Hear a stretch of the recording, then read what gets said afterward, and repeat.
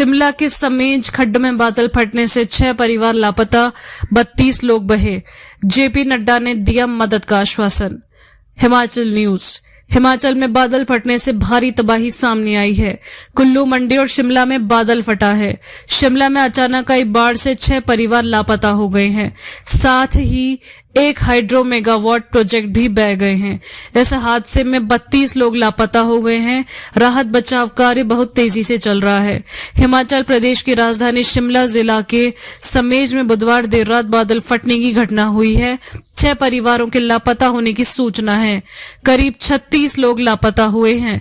लापता लोगों की तलाश शुरू कर दी गई है। समेज में एसेंट हाइड्रो 6 मेगावाट प्रोजेक्ट के बहने की भी सूचना है। इसके अलावा 15/20 क्षेत्र के गानवी गांव में देर रात करीब 11 बजे बादल फटा है। यहां पर कोई जानी हानि होने की सूचना नहीं है, लेकिन 2 से 3 घर, खेत, बागीचे, स्कूल के भवन व अन्य नुकसान होने की जानकारी है। बादल फटने की घटनाओं के बाद मुख्यमंत्री सुखविंदर सिंह सुक्खू ने सचिवालय में एक आपातकालीन बैठक बुलाई है। जिला प्रशासन की ओर से डीसी शिमला मौके पर पहुंच गए हैं, जबकि रामपुर के खनेरी अस्पताल से चिकित्सकों की टीम मौके के लिए निकल गई है। समेज में एसडीएम रामपुर व अन्य अधिकारी मौके पर पहुंच चुके हैं। समेज में लोगों को खड्ड से एनडीआरएफ के जवान निकाल रहे हैं। एसपी और डीसी मौके पर पहुंचे। रामपुर क्षेत्र के झाकड़ी में समेज खड्ड में हाइड्रो प्रोजेक्ट के नजदीक बादल फटा है। रविवार सुबह तड़के बादल फटने की सूचना जिला आपदा प्रबंधन प्राधिकरण में मिली। घटनास्थल के लिए उपायुक्त अनुपम कश्यप और पुलिस अधीक्षक संजीव गांधी भी रवाना हो गए हैं।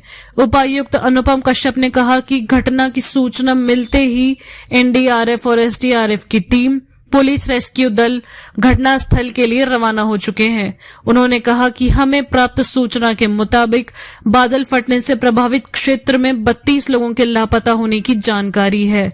एसडीएम रामपुर निशांत तोमर घटनास्थल पर पहुंच रहे हैं। सड़क कई जगह बंद होने के कारण उन्हें 2 किलोमीटर पैदल ही उपकरणों के साथ जाना पड़ रहा है। उपायुक्त अनुपम कश्यप ने कहा, राहत कार्य तुरंत आरंभ कर दिया है।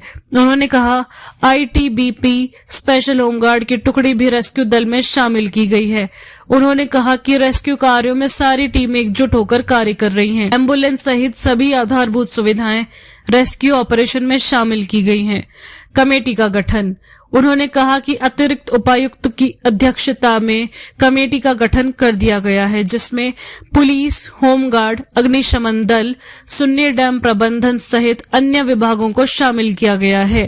देश के होम मिनिस्टर अमित शाह जी से बातचीत हुई है।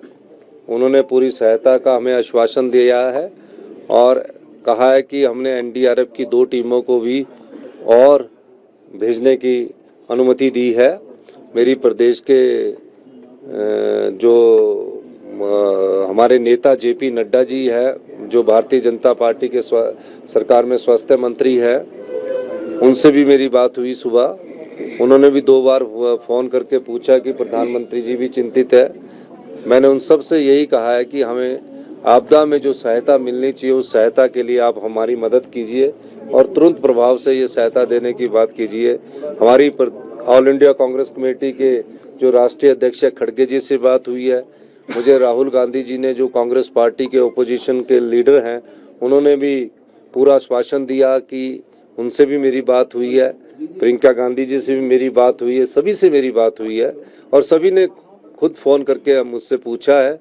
हमने कहा कि प्रदेश की जो अभी स्थिति है वो नियंत्रण में है, लेकिन जान माल का भी नुकसान हुआ है और प्रदेश की सड़कों को भारी नुकसान हुआ है। मनाली जो है, मनाली पूरे देश से कट चुका है। कुल्लू तक आवाजाही में भी प्रभाव, आवाजाही में भी जो रुकावटें पैदा हुई है।